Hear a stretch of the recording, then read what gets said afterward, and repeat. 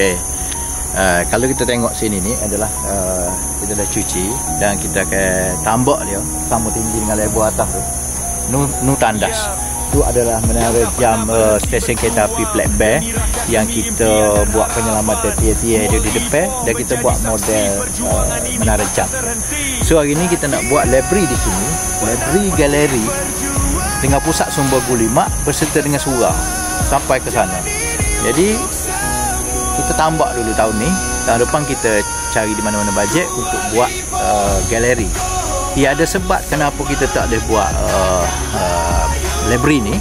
Sebab library kita sudah dapat dengan Perpustakaan Desa di bawah Perpustakaan Negara, sudah ada di depan Masjid Kusia dengan staff banyak sekali.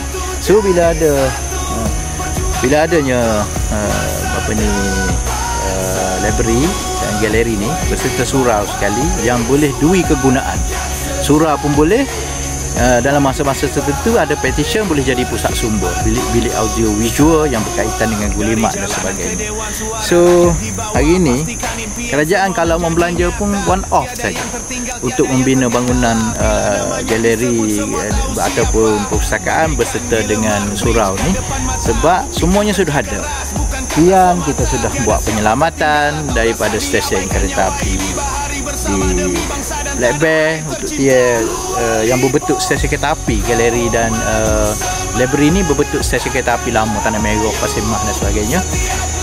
Kemudian selain daripada tier yang kita penyelamatan telah sedia ada, kita juga telah ada library untuk dipindahkan ke sini dengan staffnya sekali dan sebagainya. That means tidak perlu lagi cari siapa yang nak menjaga perpustakaan, galeri dan sebagainya. So hari ini ianya sebagai one off saja, dan kemudian dia terus beroperasi di sini sebab gulimat ni, dan kita sudah mendapatkan satu loko dengan kurs berserta dengan item-item lain kereta api lama untuk ditempatkan di hadapan ni, on the rail.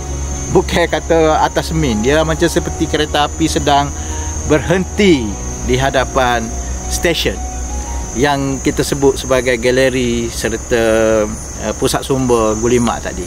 Jadi orang boleh ambil buku, boleh membaca di kafe daripada sebuah kereta api yang bergerabak. Ada coach, ada tempat barang, ada bagi, ada coach security kereta api yang dulu yang master guard duduk di belakang tu. Jadi kita akan dapatkan insya-Allah. Jadi di sini stesen kereta api, di depannya satu barisan kereta api. Seolah kereta api sedang berhenti di hadapan stesen kereta api yang lama, mengembalikan satu sejarah dan nostalgia kepada satu ketika dahulu.